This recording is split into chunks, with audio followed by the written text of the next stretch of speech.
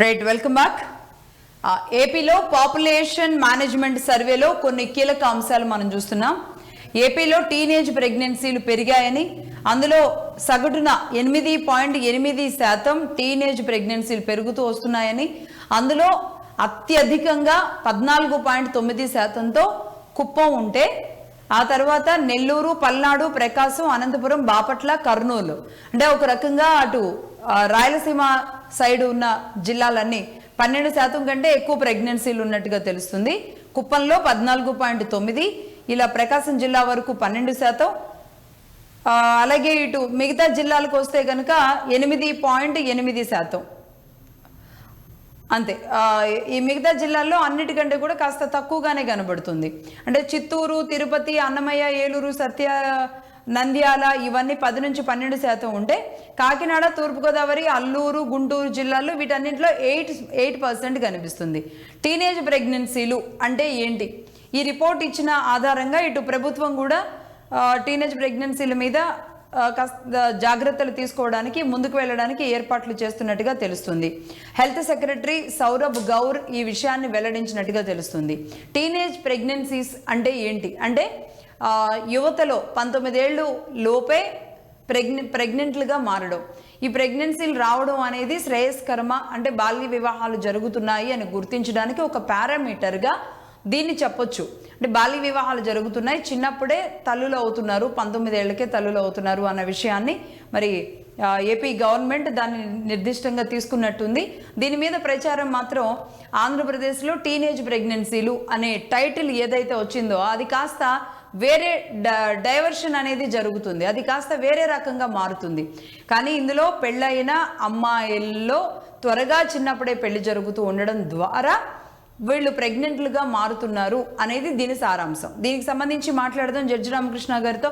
రామకృష్ణ గారు, మీరు చిత్తూరు జిల్లానే, చిత్తూరు జిల్లా నుంచి మొదలు పెడితే అటు రాయలసీమ ప్రాంతాలన్నీ కూడా కర్నూలు వరకు దాదాపుగా కుప్పం, చంద్రబాబు నాయుడు గారి నియోజకవర్గం కుప్పంలోనే 14% టీనేజ్ ప్రెగ్నెన్సీలు జరుగుతుండే, ఇటు మిగతా రాయలసీమ ప్రాంతాల్లో దాదాపుగా 10 నుంచి 12% ఉంది. మిగతా జిల్లాలన్నీ 8%కు ఉన్నాయి. అంటే చిన్న 20 ఏళ్ళు దాటిన వాళ్ళ ప్రెగ్నెన్సీలు, 20 ఏళ్ల లోపు ప్రెగ్నెన్సీలుగా దీన్ని చూడాలి ఓవరాల్గా. అసలు ఎలా చూడాలి ఈ లెక్కల్ని? రష్మి గారు, ప్రపంచంలోనే ఒక అరుదైన దేశం భారతదేశం ఈ విషయంలో. ఎందుకంటే 80% పైగా జనాభా ఇక్కడ యువత ఉంది భారతదేశం. అవును, ఇది భారతదేశానికి అతి పెద్ద వనరు, భారతదేశానికి ఇదే ఒక బలము.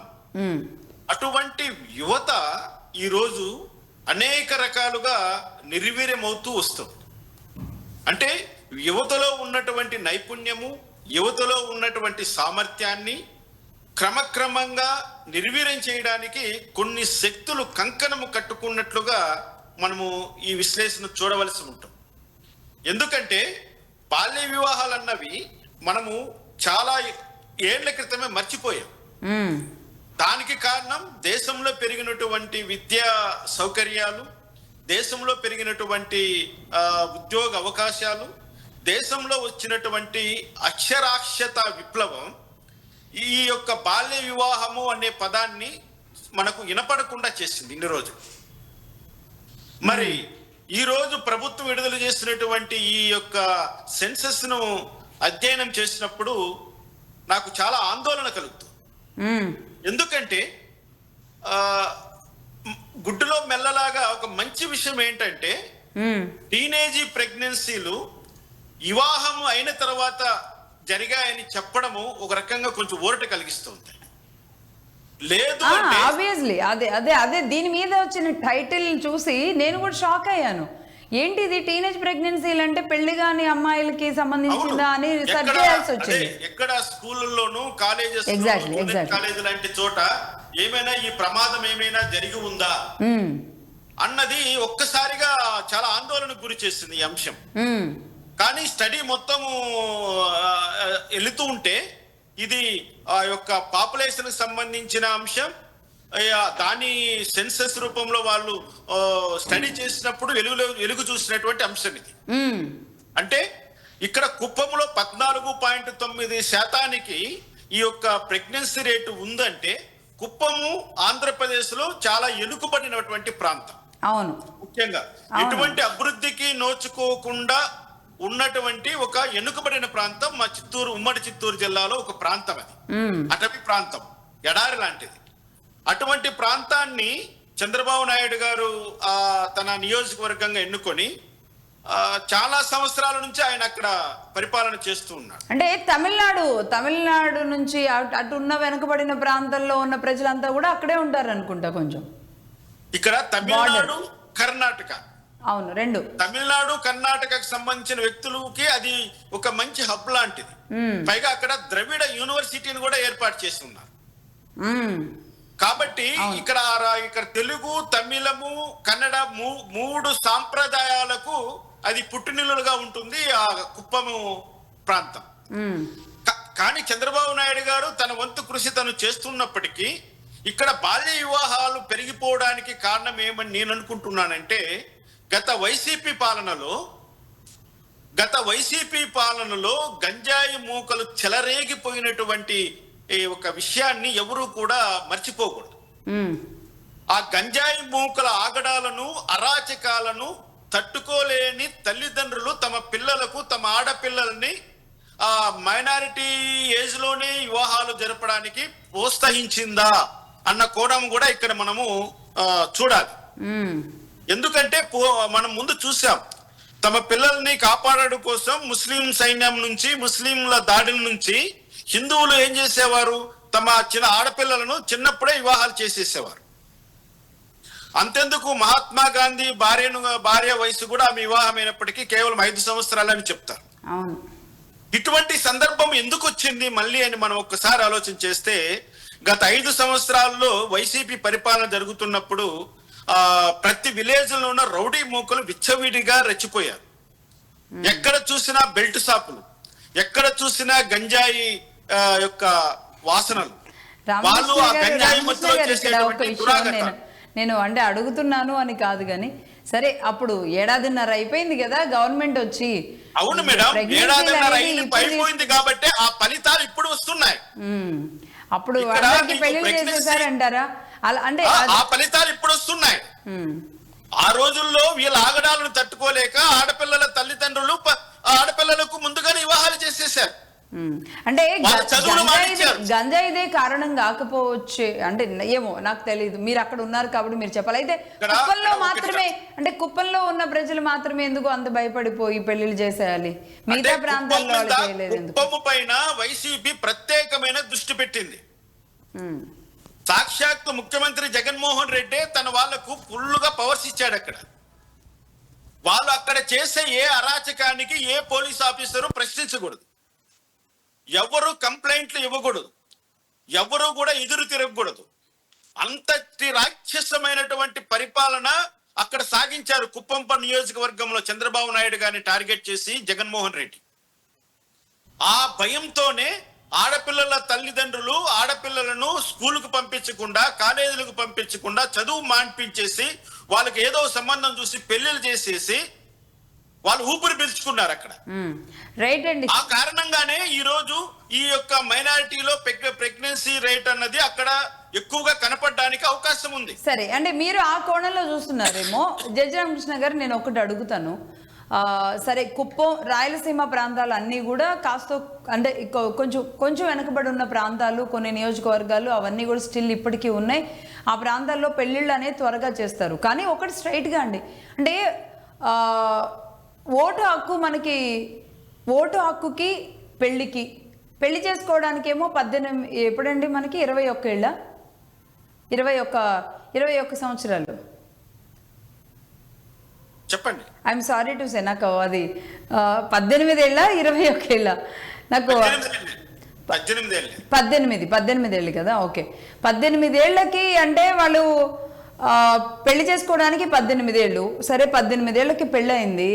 19 అండ్ 20 లోపు ఉన్న వాళ్ళందరినీ టీనేజర్స్ అంటారు. ఆ సమయంలో నిజంగా అంటే ప్రెగ్నెన్సీ అనేది సరైన ఏజ్ అని చెప్పినట్టేగా, గవర్నమెంటే చెప్పినట్టేగా. అంటే మేడం, ఇక్కడ ప్రెగ్నెన్సీకి సరైన ఏజ్ ఏదని ఆ యొక్క అమ్మాయి బాడీని బట్టి, అమ్మాయి హెల్త్ కండిషన్ బట్టి నిర్ణయం చేస్తారు. అందరికీ కూడా ఒకే యూనిఫామ్ గా ఇక్కడ చూసుకోవడానికి లేదు.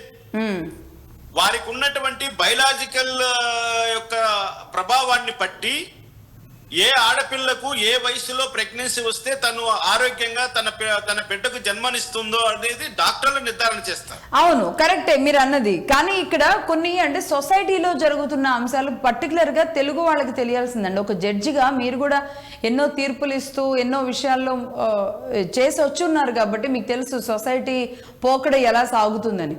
అంటే ఒక ఏజ్లో ఈవెన్ దో నేను మహిళనై కూడా నేను మాట్లాడాలి. అంటే మహిళలకి ఒకటి కెరియరు చెబుతాం, రెండవది పెళ్ళి, మూడవది పిల్లలు. కానీ ఈరోజు కెరియర్లో పడిపోయిన ఆడపిల్లలు కానివ్వండి, మగపిల్లలు కానివ్వండి, పెళ్లి చేసుకోవడానికి లేట్ చేస్తున్నారు. వన్స్ పెళ్లి లేట్ అయిపోయిన తర్వాత అసలు పిల్లలు పుట్టడమే కూడా జరిగేలాంటి పరిస్థితి లేదు. ఒకవేళ లేట్ అయిన పెళ్లిళ్ళు కూడా అసలు ఆ పెళ్లిళ్ళు ఎన్ని నిలబడుతున్నాయో కూడా అర్థం కాదు. ఎన్ని డైవర్స్ కేసెస్ అండి ఈరోజు. మనం గతంలో కూడా ఒక డిబేట్లో మాట్లాడాం. కుప్పలు తెప్పలుగా కోర్టుల్లో డైవర్స్ కేసెస్ పడుతున్నాయి. కొన్ని సెటిల్మెంట్ లెవెల్లో అయిపోతుంటే కొన్ని ఇలా అవుతున్నాయి. లవ్ మ్యారేజ్లు అయినా అదే అవుతుంది, ఏ మ్యారేజ్ అయినా అదే అవుతుంది. విడాకులు తీసుకోవడం, ఒకవేళ చక్కగా ఉన్నారు అంటే వాళ్ళకి పిల్లలు పుట్టడానికి ఎన్ని ఇన్ఫర్టిలిటీ సెంటర్స్ అండి. ముబ్బడిగా ఈరోజు కుప్పలు తెప్పలుగా గల్లీకి ఇన్ఫర్టిలిటీ సెంటర్స్ వచ్చేసినాయి. అంటే అదే టీనేజ్లో పెళ్లి చేస్తే ఆ దంపతులకి ఈ సంతాన సమస్య అనేది రాకుండా ఉన్నట్టుగా ఆ కోణంలో ఎందుకు చూడకూడదు ఈ ఇష్యూని? మేడం, ఇక్కడ ఒక రకంగా బాల్య వివాహం అన్నది ఆ యొక్క స్త్రీకి కానీ ఆ బాలికకు కానీ హెల్త్ పరంగా డ్యామేజ్ చేస్తారు. అవును, ఖచ్చితంగా. రెండో కోణంలో ఒకవేళ అమ్మాయి స్వాతంత్ర్యాన్ని మనము గౌరవించినప్పుడు, అమ్మాయిల స్వాతంత్ర్యాన్ని మనం గౌరవించి వాళ్ళను ముందుకెళ్లాలని సమాజం కోరుకున్నప్పుడు వారి యొక్క కుటుంబ జీవితం విచ్ఛిన్నం అవడానికి అవకాశాలు ఎన్నున్నాయో అది కూడా మనం గుర్తుపెట్టుకోవాలి. ఇక్కడ ఒకవైపు మంచి ఉంది, మరొక వైపు చెడు ఉంది. మంచి చెడు రెండూ కలిసినటువంటి జీవితంగా ఈ రోజు సగటు స్త్రీ జీవితం మారిపోతా ఉంది. ఈ రోజు కెరీర్ అని ప్రతి ఒక్కరూ మాట్లాడుతున్నారు. కానీ ఆ కెరీర్ అన్నది ఎవరి కోసం, దేనికోసం? తన కుటుంబము భద్రత కోసం, తన జీవితం సాఫీగా సాగిపోవడం కోసమే కెరీర్ అన్నది నిర్దేశింపబడి ఉంది. తన కుటుంబం విచ్ఛిన్నమైనప్పుడు తన జీవితము సాఫీగా సాగనంత వరకు ఆ కెరీర్కు ఉన్నటువంటి ప్రాధాన్యత ఏంటో ఒకసారి అందరూ కూడా ఆలోచించుకోవాలి. మహిళా స్వాతంత్ర్యాన్ని ఈరోజు ఎవరు కూడా ధిక్కరించే స్థితిలో లేరు. ఒకవేళ నేను మహిళా స్వాతంత్రం గురించి ఎక్కువ మాట్లాడినా మహిళలు దాన్ని స్వీకరించరు, పైగా నా పైన దాడి చేసే అవకాశం కూడా ఉంటుంది.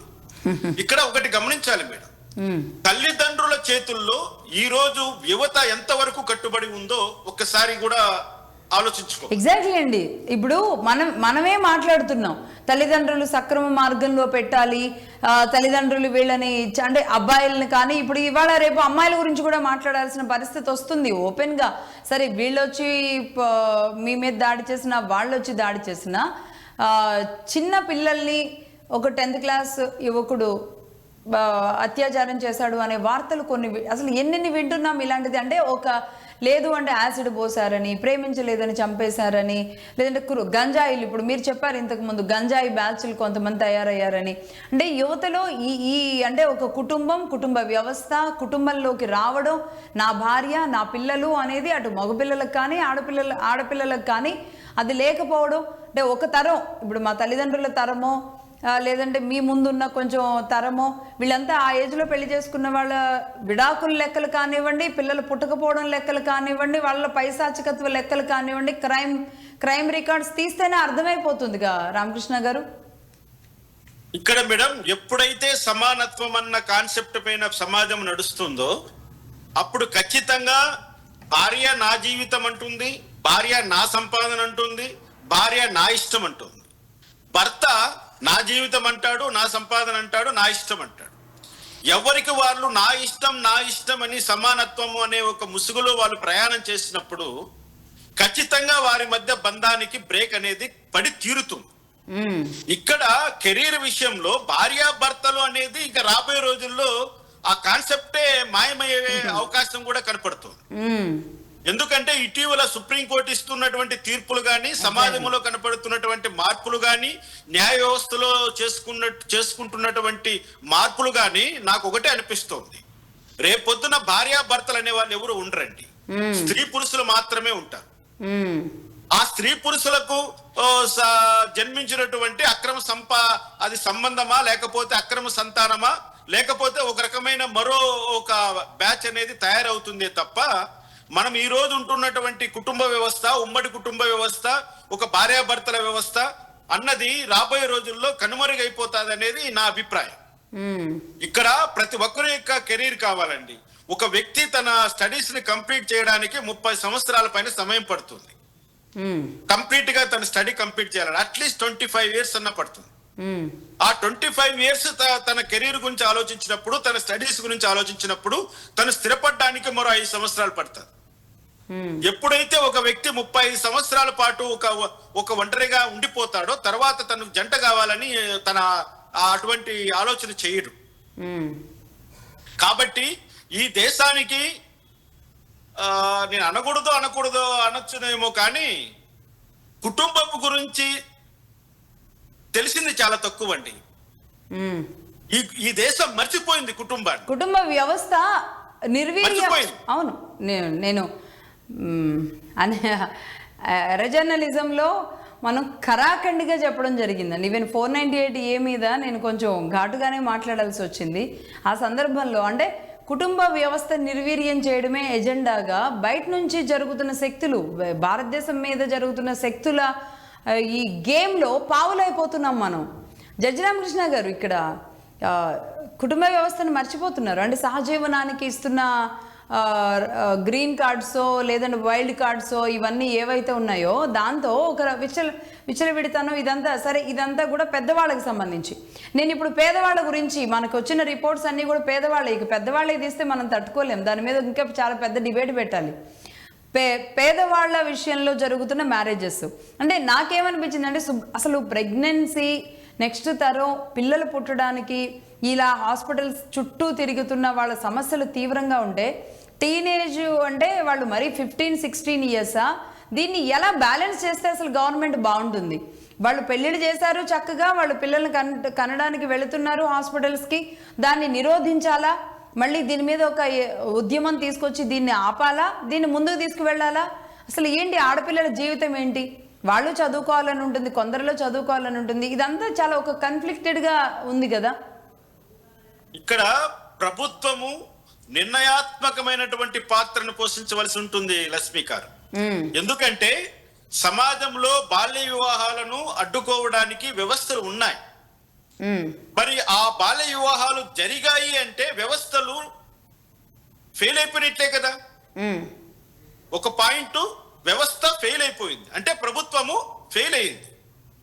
రెండో వైపు కనీసం ఆ పెళ్ళైనటువంటి ఆడపిల్లల ఆరోగ్య సంరక్షణ కోసమైనా ఏమైనా చర్యలు తీసుకుంటున్నారా ప్రభుత్వం వాళ్ళంటే? ఇంటికో ఆశా వర్కర్ ఉన్నారు, మెడికల్ క్యాంపులు నిర్వహిస్తున్నారు, ఎక్కడ చూసినా వాళ్ళు తిరుగుతూనే ఉంటారు. మరి వాళ్ళు చేస్తున్నటువంటి ఉద్యోగం ఏంటి? ఆశా వర్కర్లు. మరి వాళ్ళ దృష్టిలో ఒక కుటుంబానికి ఇంతమందిని కేటాయించి ఒక వ్యక్తికి, ఒక ఆశా వర్కర్కి ఆ కుటుంబం యొక్క ఆరోగ్య స్థితిగతులను స్టడీ చేసి ఎప్పటికప్పుడు నివేదికలు ఇవ్వాల్సిందిగా వాళ్ళకు నిర్దేశన చేసినప్పుడు మరి వాళ్ళు ఏం చేస్తున్నారు? ఏంటంటే ప్రభుత్వం కూడా ఇటువంటి అంశాలపై చిత్తశుద్ధితో పనిచేయాలి. అవునండి, ఇప్పుడు ప్రభుత్వం ఖచ్చితంగా చేయాలి. నేను పేరెంట్స్ నుంచి ఒకటి అడుగుతున్నానండి సార్. అంటే ప్రభుత్వం ఆపడానికి ట్రై చేస్తున్నప్పుడు పేరెంట్స్ నుంచి ఒకటి, మేము పెద్ద పెద్ద చదువులు చదివించలేము ఒకటి. రెండవది, మా పిల్లలకి గ్యారంటీ లేదు, రక్షణ లేదు, పిల్లల్ని బయట జరుగుతున్న అఘాయిత్యాలు అంటే క్రైమ్ ఇష్యూస్, సరే మీరే అన్నారు గంజాయి విషయాల్లో కూడా భయాలు ఉన్నాయని. మూడవది, సరే వాళ్ళ కెరియర్లో సెటిల్ అయ్యి ఎట్లా చదివిన తర్వాత వాళ్ళకి పిల్లలు పుడతారో లేదో గ్యారంటీ లేదు. ఈ 3 భయాలతో మా పిల్లలకి 18 ఏళ్లకే పెళ్లి చేస్తాం, 19, 20 లోపు 21 వరకు వాళ్ళు ప్రెగ్నెంట్లు అవుతారు అనే ఎజెండాతో ఆ తల్లిదండ్రులు ఎంత పేదవాళ్ళైనా, కూలి పని చేసుకునే వాళ్ళైనా, ఏమాత్రం అవగాహన లేని వాళ్ళైనా సరే ఆ ఇదిలో ఉంటారు. మరి దూరంగా ఎక్కడో గిరిజన ప్రాంతాల్లో కొంచెం అంటే అటవీ ప్రాంతాల్లో ఉన్న వాళ్ళు మరీ 13 ఏళ్ళకి 12 ఏళ్ళకి చేస్తున్న వ్యవస్థని మాత్రం మనం తప్పు పట్టాల్సిందే. అవునా కాదా? ఇక్కడ అది మారుమూల ప్రాంతంలో ఉన్న గిరిజన ప్రాంతాల్లో జరిగిన, లేకపోతే నవీకరించినటువంటి పట్టణాల్లో జరిగిన బాల్య వివాహాన్ని ఎవరైనా ఖండించాల్సిందే. దాన్ని ఎవరు కూడా యాక్సెప్ట్ చేయకూడదు. ఒకటి ఏంటంటే, ఆరోగ్యకరమైన సమాజాన్ని మనం చూడాలంటే, ఆరోగ్యకరమైన యువత ఉండాలి అంటే, ఆరోగ్యకరమైన యువత దేశానికి ఎన్నుముకగా ఉండాలి అనుకున్నప్పుడు ప్రభుత్వాలు కూడా సరైనటువంటి ప్రణాళికలతో ముందుకు వెళ్ళాలి. అవును. ఈ రోజు ఇటువంటి నివేదిక కూటమి ప్రభుత్వం బయట పెట్టింది, కానీ ఏ రోజు కూడా జగన్మోహన్ రెడ్డి ఇటువంటి నివేదికను బయటకు తీసుకురాలేదు. ఎక్కడో కూడా పబ్లిష్ చేయలేదు, పబ్లిక్ డొమైన్ లో పెట్టలేదు. ఇప్పుడు నేను అంటున్నది ఏంటంటే, గత 5 సంవత్సరాలలో రాష్ట్రంలో జరిగినటువంటి విధ్వంసం అయితేనేమి, రాష్ట్రంలో చూసినటువంటి అరాచకత్వం అయితేనేమి, రాష్ట్రంలో ఫెయిల్ అయిపోయిన లా అండ్ ఆర్డర్ సిచ్యువేషన్ అయితేనేమి, ఇటువంటి బాల్య వివాహాలకు ప్రోత్సహించింది అని నేను కరాఖండిగా చెప్తున్నాను. ఒక చిత్తూరు జిల్లా వాసిగా, ఒక మారుమూల ప్రాంతంలో నివసిస్తున్న వాసిగా, ప్రతి గ్రామాన్ని సందర్శిస్తున్న వాసిగా నేను ప్రజలతో తిరుగుతున్నాను కాబట్టి, ప్రజల మనోభావాలు నాకు తెలుసు కాబట్టి, ఎందుకు వాళ్ళు తమ పిల్లలకు తొందరగా వివాహాలు చేయాలని అనుకుంటున్నారో నాకు తెలుసు కాబట్టి చెప్తున్నాను. వాళ్ళు కోరుకున్నట్లుగా నీకు పాఠశాలల్లో, కళాశాలల్లో బాలికలకు సెక్యూరిటీ లేదు. ఎవరు ఒప్పుకున్నా ఒప్పుకోకపోయినా బాలికల మిస్సింగ్ కేసులు చాలా ఉన్నాయి. రిపోర్ట్ కావట్లేదు, రిపోర్ట్ అయినవి కంక్లూడ్ చేయట్లేదు. రెండోది ఆకతాయిలు ఆగడాలను ఎవరు కూడా అరికట్టలేకపోతున్నారు. ఒకప్పుడు మాస్టర్ అంటే భయపడే విద్యార్థులు ఈ రోజు మాస్టర్ ని కామెడీ ఫీట్ చేసేసి ఆడుకుంటున్నారు. కాబట్టి పాఠశాలలో, కళాశాలలో గురువుల యొక్క బాధ్యత కూడా అక్కడ విస్మరించబడుతుంది. ఇటువంటి కారణాలతో వాళ్ళు పాఠశాల నుంచి ఇంటికి వచ్చే మార్గంలో వాళ్ళు పడుతున్న ఆవేదనలు అందరూ కూడా చూశారు. ఇంకా మూడోది, ఆడపిల్లలకు సంబంధించిన బయలాజికల్ ప్రాబ్లమ్స్ విషయంలో కూడా తల్లిదండ్రులకు కొంచెం భయాందోళనలు ఉన్నాయి. ఇటువంటి వాటన్నిటినీ కాపాడుకోవాలన్నా తమ కుటుంబ గౌరవం, ముఖ్యంగా వాళ్ళు భావించేటువంటి మా కుటుంబ గౌరవాన్ని పాడు చేస్తారేమో అన్నటువంటి భయము కూడా బాల్య వివాహాలు చేయడానికి ఈరోజు పురిగొల్పుతోంది. కాబట్టి ఇవన్నీ కూడా సమాజంలో ఇటువంటి వాటి పట్ల ఒక మంచి సెన్సిటైజేషన్ ప్రోగ్రామ్స్ నిర్వహించాలి. ప్రభుత్వం సరైనటువంటి ప్రణాళికతో, సరైనటువంటి ఒక ప్లానింగ్ తో రావాలి ముందుకి. తల్లిదండ్రులకు ఎలా వాళ్ళను గైడ్ చేయాలి, పిల్లల్ని ఏ విధంగా గైడ్ చేయాలి, పాఠశాలల్లో అదేవిధంగా కళాశాలల్లో భద్రతా ప్రమాణాలు ఏ విధంగా మెరుగుపరచాలి, విద్యార్థులను ఈ గంజాయికి దూరంగా ఎలా ఉంచాలి, వీటన్నిటిపైన ఒక సమగ్రమైనటువంటి ఒక ప్రణాళికను రూపొందించి దానిని చిత్తశుద్ధితో అమలుపరచవలసిన బాధ్యత ప్రభుత్వం పైన ఉంది. ప్రభుత్వం ఇటువంటి కార్యక్రమాన్ని నిర్వహించినప్పుడే విలేజ్ లో ఉన్నటువంటి ఆడపిల్లల తల్లిదండ్రులకు ధైర్యం ఉంటుంది, మగపిల్లల తల్లిదండ్రులకు ఒక నిర్భయం అనేది కలుగుతుంది. ఇక్కడ ఏంటంటే, ఎవరైతే తమ పిల్లల భవిష్యత్తు కోసం ప్రణాళిక రచిస్తారో, ఎవరైతే తమ పిల్లలను అన్ని రకాలుగా కాపాడుకోగలిగినటువంటి ఆర్థిక వనరులు, అధికారం ఉన్న వాళ్ళు మాత్రమే కొంచెం 25-30 సంవత్సరాల వరకు తమ పిల్లలకు పెళ్లి కాకుండా అలా వాళ్ళు కెరీర్ లో పెడుతున్నారు. నీకు పావర్టీ లైన్ కింద ఉన్న వాళ్ళు, పేదవాళ్ళు, అధిక పేదవాళ్ళు తమ పిల్లల యొక్క కెరీర్ గురించి వాళ్ళు ఏం ఆలోచిస్తున్నారు? వాళ్ళకు ఏదో విధంగా ఆడపిల్ల అయితే వివాహం చేసేయడం, మగపిల్లాడైతే ఏదో ఒక చోట ఒక పనిలో కుదర్చడం, ఇంతే వాళ్ళు ఆలోచించేది. ఇంకా అంతకు మించి పై స్థాయిలో కెరీర్ అన్నది వాళ్ళు ఊహించుకోలేకపోతున్నారు ఈ రోజు సమాజంలో ఉన్నటువంటి పరిస్థితుల దృష్ట్యా. మరి వీటన్నిటిని సరిచేయవలసిన బాధ్యత ప్రభుత్వం పైన ఉంటుందా లేదంటారా? ఖచ్చితంగా అండి. ప్రభుత్వమే అన్నిటికీ కారణం కావాలి. రామకృష్ణ గారు, నాకు ఒక ఏపీ ప్రభుత్వం అని కాదు, అసలు దేశంలోనే చర్చ రావాల్సిన అంశాలు చాలా ఉన్నాయండి. ఈరోజు కల్తీ పాలో లేదంటే కల్తీ ఆహారమో, కల్తీగా ఉండడమో, మీరన్న బయలాజికల్ ప్రాబ్లమ్స్తో 9 ఏళ్లకే మెచ్యూర్ అవుతున్న ఆడపిల్లలు ఉన్నారు.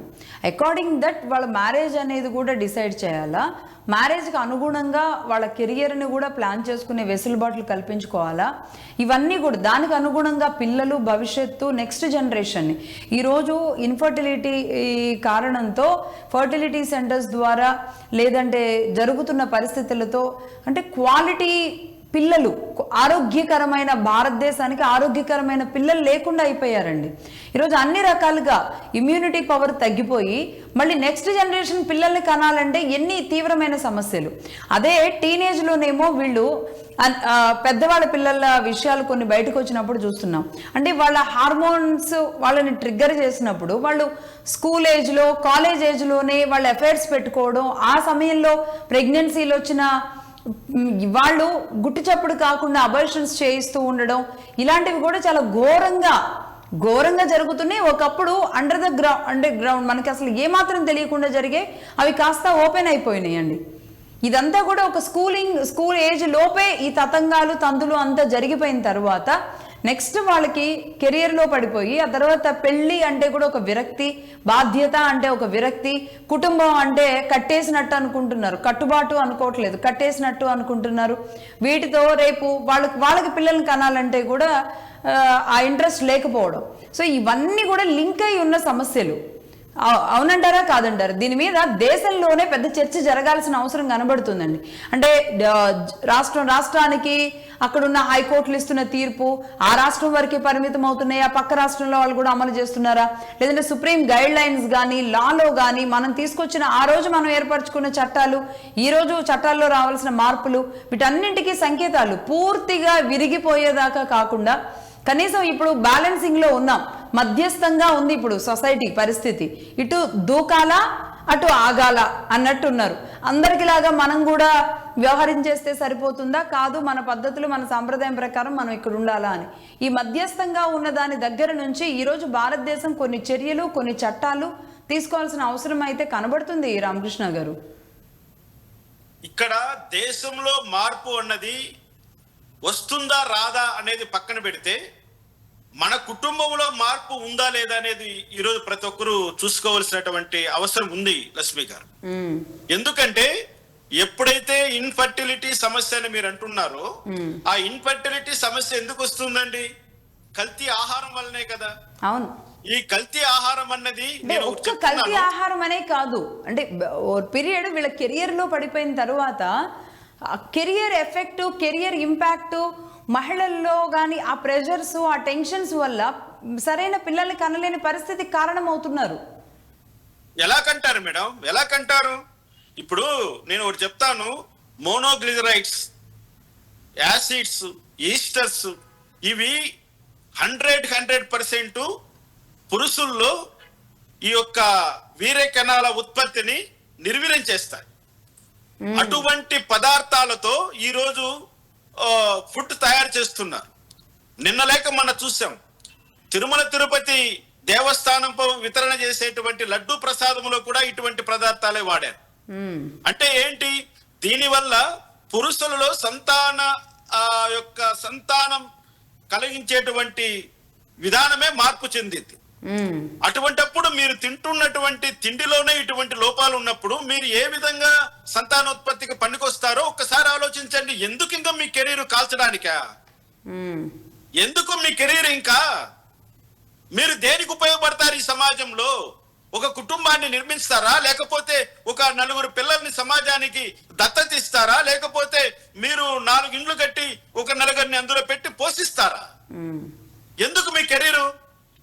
కెరీర్ అన్న ఒక భ్రమలో పడిపోయి కెరీర్ అన్న పేరు ఒక ముసుగేసుకొని ఈరోజు ఈ యువత చేస్తున్నటువంటి ఈ యొక్క తెలియని అమాయక పనులు చూస్తుంటే దేశ భవిష్యత్తు ఏమైపోతుందని ఇప్పుడు గమనిస్తామండి. భారతదేశంలో ఎందుకు 80% యువత ఉంది చెప్పండి? ప్రపంచంలో ఈరోజు చైనాలో కనీసం ఒక యువకుడు కనపడాలంటే 3 మైళ్ళు నడవాలంట. ఒక యువకుడు కనపడాలంటే ఎందుకు ఆ గతి పట్టింది చైనాకు, ఎందుకు జపాన్కి ఆ గతి పట్టింది, ఎందుకు మిగతా ఫారిన్ కంట్రీస్ లో ఆ విధంగా? ఈరోజు అమెరికా అంటే మనం వెళ్తున్నాం కాబట్టి అక్కడ యువత కనపడుతుంది, మన వలసలు ఉన్నాయి కాబట్టి అమెరికాలో యువత కనపడుతోంది. మిగిలిన దేశాల్లో ఎలా ఉందో ఒకసారి గమనించండి. ఎందుకు భారతదేశంలోనే 80% యువత ఉంది?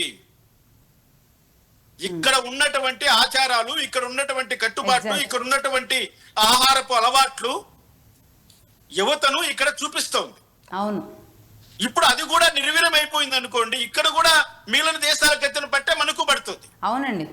మనం ఎలాగో సమాజంలో ఆనాడు మన సంపదను ఎలాగో పోగొట్టుకున్నాం, కనీసం మన పాపులేషన్ని, మన జనాలను కూడా, మన క్వాలిటీని కూడా, మన స్థైర్యాన్ని, మన ధైర్యాన్ని, మన బలాన్ని, వ్యక్తుల్ని నిర్మించుకోవడంలో కేవలం ఆహారమేనండి, కల్తీ ఆహారం.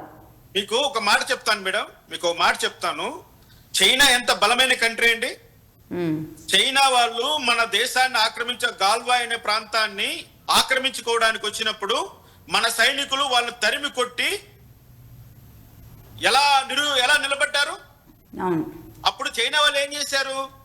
ఎదురుదాడి చేయాలని ఆ న్యూక్లియర్ టెస్ట్ కూడా చేశారట. న్యూక్లియర్ టెస్ట్ చేసినప్పుడు రష్యా వాళ్ళు ఒక మాట చెప్పారంట చైనా వాళ్ళకి, నీ సైన్యము భారతదేశంలోకి చొచ్చుకెళ్లాలంటే వీలు కాదు. నీ సైన్యంలో ఉన్నటువంటి సైనికులు కేవలము 2 సంవత్సరాలు మాత్రమే ట్రైనింగ్ అయి ఉన్నారు. భారతదేశంలో ఉన్నటువంటి సైన్యము వేల అంటే సంవత్సరాల తరబడి ట్రైనింగ్ తీసుకున్నారు. వాళ్ళు పిడుగుద్దులతో చంపేస్తారు మిమ్మల్ని, వెనక్కి తగ్గండి అంటే భయపడి చైనా సైన్యం వెనక్కి తగ్గింది. దానికి కారణం ఏంటి? చైనాలో సైన్యము 2 సంవత్సరాల కంటే ఎక్కువ సమయం పనిచేయరు అక్కడ. మన దగ్గర 30 సంవత్సరాల సైన్యంలో పని చేయాలన్నా చేస్తారు. మన శారీర దారుఢ్యం అటువంటిది, మనకున్న మెంటల్ పవర్ అటువంటిది, మనకున్న శక్తి సామర్థ్యాలు అటువంటివి. ఇవన్నీ ఎక్కడి నుంచి వచ్చాయి? మన తల్లిదండ్రులు, మన తాత ముత్తాతలు ఇచ్చినటువంటి జీన్స్. ఎగ్జాక్ట్లీ. అవి వాళ్ళు తిన్న తిండి, వాళ్ళు చూపించేటువంటి కుటుంబ వ్యవస్థ, దాన్ని ఈ రోజు మర్చిపోతుంది ఇక్కడ భారతదేశంలో యువత. నేను ఎందుకు ఈ ఎగ్జాంపుల్ చెప్పానంటే, చైనా ఎంత బలమైన కంట్రీనో భారతదేశము అంతకంటే బలమైన కంట్రీగా ఎందుకు కనపడుతుందో ఒక్కసారి ఆలోచించండి. కేవలం మన యువతను బట్టే మనం బలంగా ఈ రోజు నిలబడుతున్నాం. అటువంటి యువతను కాపాడాలి ఈ రోజు ప్రభుత్వాలు. రైట్. మీరు ఇచ్చేటువంటి బడ్జెట్ కానీ, మీరు చేసే ప్రణాళికలు కానీ, మీరు తీసుకునే నిర్ణయాలు కానీ ఈ దేశంలో ఉన్న యువతను పటిష్టంగా, పరిపుష్టంగా తయారు చేయడానికి, సస్యశ్యామలంగా ఉండడానికి ప్రయత్నం చేయండి. అంతేగాని లేనిపోని రాజకీయ కుట్రలతో, రాజకీయ పరమైనటువంటి అంశాలతో కులాల మధ్య చిచ్చులు పెట్టడం, మతాల మధ్య చిచ్చులు పెట్టడం, ప్రాంతాల మధ్య విద్వేషాలు రగిలించడం, అది మనలను విధ్వంసం చేసుకోవడమే తప్ప అది వేరే కారణం కాదండి. నిజమండి, నిజం. ఇది ముఖ్యంగా తెలుగు రాష్ట్రాలు ఇంకాస్త నేర్చుకోవాల్సిన, సౌత్ స్టేట్స్ లోనే ఈ పరిస్థితి కాస్త, ఈ జాడ్యం ఎక్కువ మొదలైంది. అటు కర్ణాటక కానివ్వండి, అలా కాస్తో కూస్తో ఆ ట్రెడిషన్ని ఫాలో అవుతున్న కేరళ అండ్ తమిళనాడు, సరే ద్రవిడియన్ కల్చర్ అయినా ఏదైనా కాస్త కూస్తో సాంప్రదాయాల్ని పాటిస్తూ ముందుకెళ్తున్న కొంచెం ఉంది. ఇప్పుడు తెలుగు రాష్ట్రాలకు వచ్చే వరకు 60 to 70% అంతా కూడా ట్రెండ్ లో పడిపోయి వెళ్ళిపోతున్న వాళ్ళే. అలాగే ఈ వెనకబడిన ప్రాంతాల్లో ఉన్న పరిస్థితి ఏమో ఈ విధంగా ఉంది. ఈ పాపులేషన్ మేనేజ్మెంట్ రిపోర్ట్ లా ఉంది. ఈ పాపులేషన్ మేనేజ్మెంట్ రిపోర్ట్ లో ఇలా పెళ్లిళ్ళు పేదలే కాదు, పెద్ద పిల్లలు అంటే ఎక్కడెక్కడికి వెళ్ళారు, హైదరాబాద్ విదేశాలకు వెళ్ళిపోతున్న పిల్లల్లో వాళ్ళల్లో ఉన్న సమస్యలు, వాళ్ళ ఇన్ఫర్టిలిటీస్, ఇవన్నీ కూడా అసలు ఇదండి రావాల్సింది. దీని మీద గవర్నమెంట్లు పనిచేయాలి. కానీ ప్రతిరోజు ఏదో ఒక రాజకీయం, ప్రతిరోజు ఏదో ఒక తతంగాలే మనకి. లక్ష్మి గారు, కెరీర్ అంటే ఏంటండి? ఇక్కడ చదువుకొని అమెరికాకి వెళ్ళిపోవడమా, ఆస్ట్రేలియాకి వెళ్ళిపోవడమా, జపాన్కి వెళ్ళిపోవడమా కెరీర్ అంటే? జర్మనీకి వెళ్ళిపోవడమా కెరీర్ అంటే? ఏంటండి కెరీర్ అంటే? మీరు చదువుకున్న చదువు, మీరు సంపాదించిన విజ్ఞానం, మీరు సంపాదించే సంపాదన ఎవరి కోసం ఒకసారి ఆలోచించండి. అంతేలేండి. అంటే తమ కుటుంబాలు బాగుండాలని, అక్కడికి వెళ్ళిన వాళ్ళు కూడా ఎన్ని కష్టాలు పడుతున్నారు, వాళ్ళ కోసం వాళ్ళు నిలబడడానికి వెళుతున్నారు. దాన్ని తప్పు పట్టలేం కానండి. ద సేమ్ టైం భారతదేశానికి మనం ఏమిస్తున్నాం? కనీసం తమకు తాము ఆస్తి అనుకుంటున్నాము, కానీ పిల్లలు కూడా మన ఆస్తే, బలమైన పిల్లలు, బలమైన పిల్లలు అంటే ఏదో అందరు నలుగురిని కొట్టేవాళ్ళు కాదు. ఇమ్యూనిటీ పవరు, ఆరోగ్యం, రేపు వాళ్ళు పిల్లల్ని కనగలిగిన ఎలాంటి మందులు మెడిసిన్స్ అవసరం లేకుండా పిల్లల్ని కనే ఎలాంటి సామర్థ్యం ఉన్న పిల్లలైనా కనేలాగా ఈ జనరేషన్ మారాలి. ఖచ్చితంగా అండి. ఇక్కడ వాళ్ళ ఆరోగ్యం ఎంత ముఖ్యమో వాళ్ళు ఆప్యాయతను పెంచుకోవడం కూడా అంతే ముఖ్యం. వాళ్ళ తల్లిదండ్రుల పట్ల ఆప్యాయత కలిగి ఉండాలి. అది చాలా ముఖ్యం. ఈరోజు వయసు అయిపోయిన తల్లిదండ్రులకు అండదండలుగా ఎవరుంటున్నారు? ఉంటున్నారా బిడ్డలు? అవును. ఎందుకంటే సమాజం ఇంకా అవును, ఎందుకంటే మీ కెరీర్లు అదే సమాజం పోకడ చాలా రకాలుగా మారింది. అంటే ఏం మాట్లాడినా రామకృష్ణ గారు నిజానికి మొత్తం ఏది చూసినా, ఏ సమస్య చూసినా ప్రతిదీ రాజకీయానికి ముడిపడి, రాజకీయానికే చుట్టుకొని, రాజకీయం మాత్రమే మాట్లాడేలాగా, రాజకీయ నాయకులు మాత్రమే హీరోల్లాగా, ప్రభుత్వంలోకి ఎవరు వస్తే వాళ్ళదే హవా నడుస్తున్నట్టుగా అవుతున్నామే కానీ సొసైటీ దాదాపుగా ఈ 20-30 ఏళ్ల నుంచి అది ఇంకాస్త తీవ్రంగానే ఉంది. రామకృష్ణ గారు, వీలైతే మనం వివిధ వర్గాల నుంచి అంటే గైనకాలజిస్టులు కానీ, లేదంటే సైకాలజిస్టులు కానివ్వండి, అడ్వకేట్స్ కానివ్వండి, సొసైటీలో ఉన్న హెల్త్ సెక్రటరీస్గా పనిచేసిన వాళ్ళు కానివ్వండి, గతం ఇప్పుడు ఎలా ఉంది, పేదవాళ్ళ ఇళ్లల్లో పిల్లలు ఏం కోరుకుంటున్నారు, పెద్దవాళ్ళ ఇళ్ల పిల్లలు ఎలా ఉన్నారు, అంటే సమాజం ఎటువైపు వెళుతుంది, ఈ టర్న్ వెళ్ళడం వల్ల రేపు భవిష్యత్తుకి అంటే ఇంకొక 15-20 సంవత్సరాల తర్వాత మనం ఏం చూడగలం, ఇంకో 60 సంవత్సరాలంటే అసలు ఊహించగలమా? కాబట్టి ఆస్తులు అనేది ఆలోచిస్తున్నారు కానీ ఈ పిల్లలకి వాట్ నెక్స్ట్, ఆ పిల్లలు ఏం చేయగలుగుతారు అనే దాని మీద ఒక పెద్ద మంచి డిబేట్ ఒకటి తీసుకుందామండి. వీలైనంత వరకు త్వరలోనే అది తీసుకుందాం రామకృష్ణ గారు. ఓకే అండి. Okay, thank you so much అండి. Thank you. రైట్, ఇది ఇవాళ మగధ డిబేట్. చూస్తూనే ఉండండి మగధ న్యూస్.